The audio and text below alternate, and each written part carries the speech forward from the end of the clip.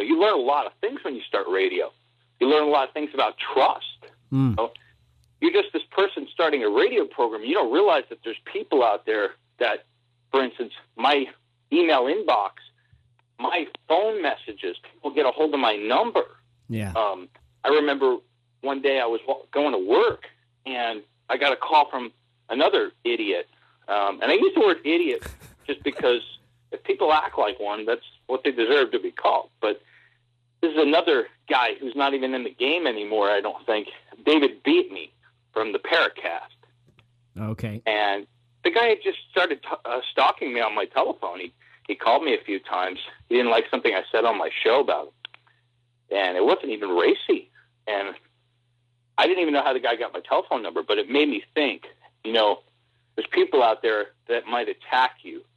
Sure enough, I had Gene Steinberg saying he was going to sue me. And I would say about a year and a half of strange people coming out of the woodwork. To this day, I get phone calls, people in mental institutions, people that are homeless. I don't know how they get my number sometimes. It's not posted anywhere. But there are radio hosts that have been shot, as you know, or if you don't know, they have been. They have been murdered. There was a radio host that got murdered not too far from where I am right now because he spoke out against the White Brotherhood. Wow. So, yeah, guys like that are always going to be around, and I don't think they're all that racy. I think they're just trying to do a shtick. So I'm sure he's a decent guy somewhere, but he's kind of an idiot when it comes to this topic. I've seen glimpses of the good stuff in there, but he said some stuff in the past that I don't agree with. Anyway, the show's not about Rich Giordano; it's about you. So Thank goodness. I want to talk about. You've come a long way, Jesse. Obviously, you've made several appearances in the Portland Tribune, which I want to talk about later because there's one specific case that kind of stands out in my mind that caused a bit of controversy. I think you might know what I'm talking about. But I want to say that it looks like in December 2010, your first show on KPAM860 was with Kim Carlsberg, who focused on the art of close encounters, and of course, now you're in Phoenix, Arizona. You've been through a host of correspondence. I had a guest on the last episode of last season, Alejandro Rojas. You know him very well. He was the first correspondent you had on the program, and I asked him too. I said, whatever happened with Jessie Randolph? I missed the chemistry you guys had.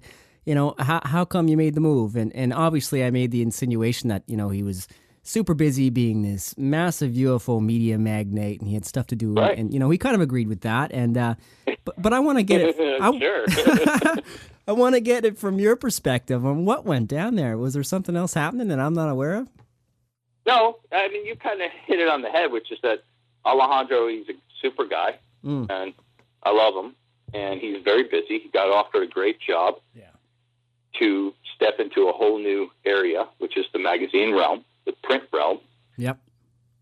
He was never really planning on being much of a radio guy, and then he sort of fell into it. So I think, to lay it all on the table, and I don't mind saying this because I can swallow my pride, I had offered to do work for Open Minds as far as being a radio arm to them. Cool. And they didn't seem as open to it at the time. So I had told them in the nicest way possible that I wasn't going to be a free billboard for the magazine any longer. Yeah. So, that's just business, unfortunately. And they totally understood that. At the time, they were about to get on the dial themselves, and they had decided to go another route.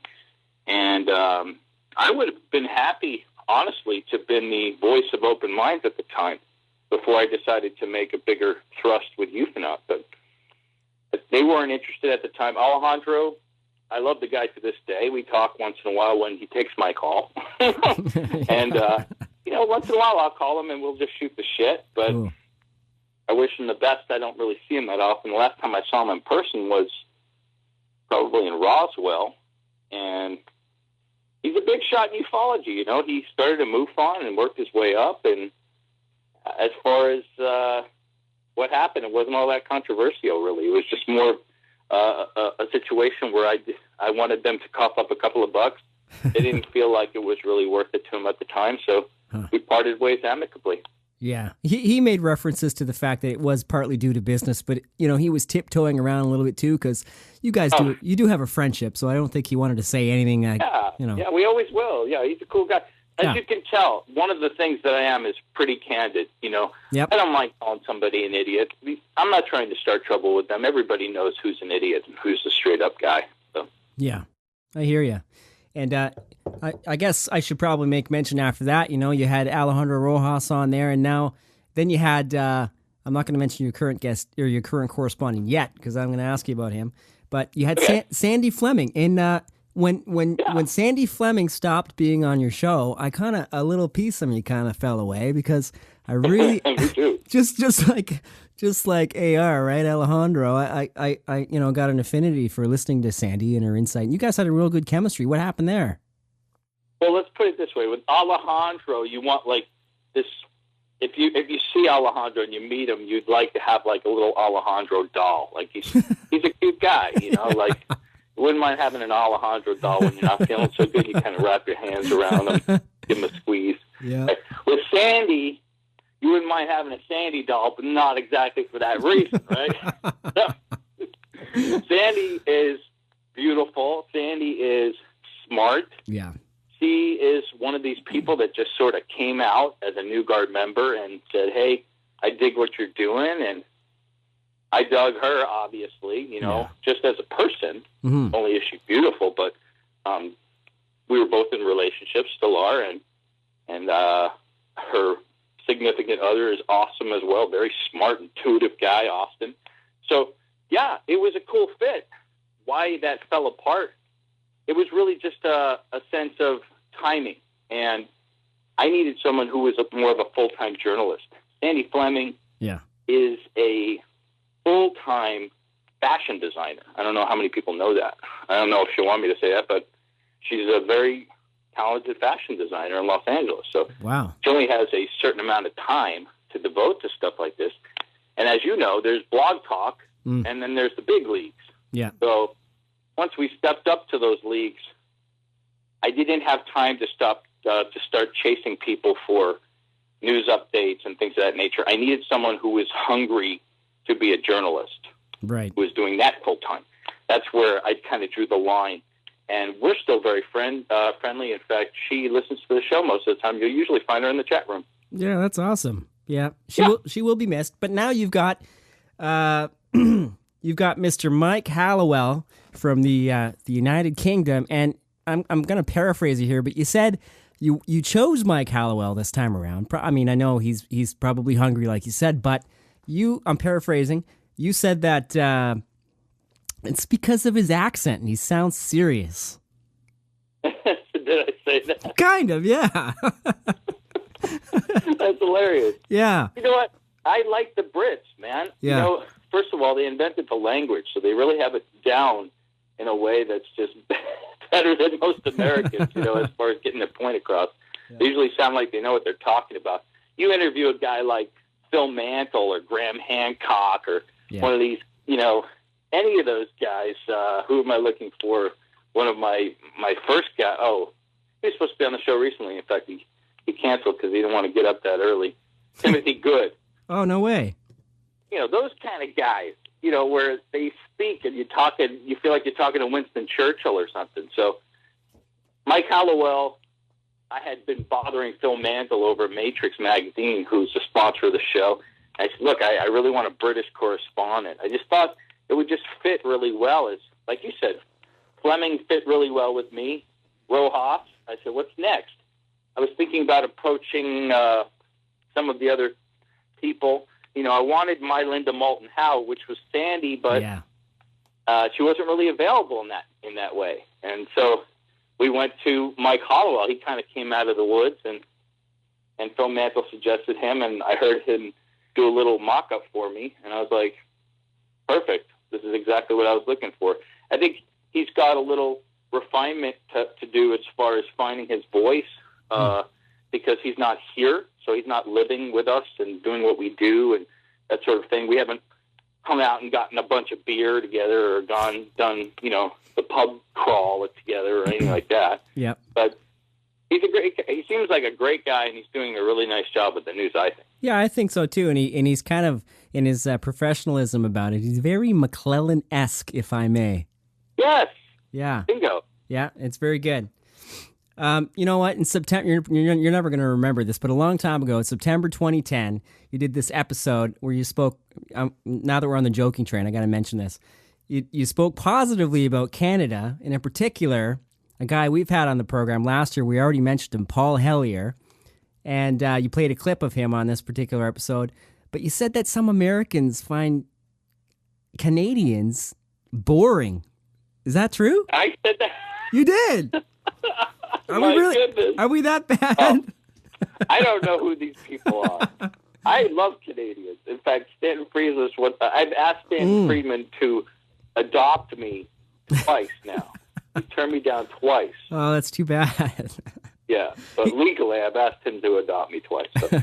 He's right. I love Canada. In fact, me and my buddy Jeff, who's tight with them now, but we were Rush junkies when we were kids, and he's very tight with the band and hangs out with them and families and the whole bit. So really, yeah. So when they come to town, we go to the show, but and hang with the band and have a good time. But I'm a big Canada fan, so I don't know if I said some people. I wasn't talking about this person. I have a lot of fans in Canada, and let's put it this way: I might be considering making Canada my home one day. Really? Yeah. That's a new piece of information that I will throw out there tonight. Jeez, that's awesome. That would make sense. You'd fit in great here, Jesse. Don't you think? I think so. Now, you spoke really well of Canadians. I really appreciate it. That was nice of you. Good. I really do like Canadians a lot. So I guess the next thing I'll bring up here, we mentioned MUFON earlier. There's been some controversy between you and MUFON, obviously. A lot of people think you don't take the organization seriously, but your fans know otherwise. They know the way you feel about MUFON. What's your story there? How can you explain your case with maybe the confusion people have with you and MUFON? You know what? I think it got taken a little strangely. Bill Burns, who I don't have any contact with, he had written an article about the New Guard being kind of a bunch of internet punks. Okay. And how they don't have respect for the older generation who had sort of trailblazed and had done a lot of quality research, which he's right that they have. But I don't know who these punks he was talking about. So because we had developed this New Guard, I guess we took it as sort of maybe the article was written towards us a little bit. I didn't, because I've never talked to Bill, so I don't really think he was talking about us in particular. And we have one mutual friend, Jamie Havicon, who does Inception Radio, who's a really nice guy. And any of the people who have done the sort of shock jock, ripping people to shreds, like Giordano or Lamphere, that guy, another jerk, or Beatney, or any of these guys who just get off on doing the Bill O'Reilly thing, I've never supported those people. I've always come out and actually spoken out against doing that, because I don't do that. Yeah. So, I had Michael Horn on last week, which hasn't even aired yet, and I didn't rip the guy to shreds. I'm just not interested in doing that. So he's a nice enough guy. What's that? He's a nice enough guy. He is a nice enough guy. Thank you. Yeah. You can have your opinion, and you can get it across perfectly without fighting. Exactly. So I'm not interested in Springer. And with MUFON, I guess what the situation is that our angle, our movement that we're trying to start, and it's in its infancy, is this New Guard. And what we're trying to do is say, hey, look, you have blazed some amazing trails, but you have to start changing. Yeah. You have to start altering your methodology and how you look at things with a little bit more WikiLeaks mentality, with a little bit more Assange in you, with a little bit more anonymous to you. Yeah. Because if you don't, like I went to a MUFON meeting about 3 weeks ago, and a lot of people didn't like what I had to say. But at the same time, there were more people, I think, that did, which is that I asked them point blank, you guys do a lot of research. You do quality research. What do you do with the research? You have tons and tons of research. What do you do with it besides catalog it?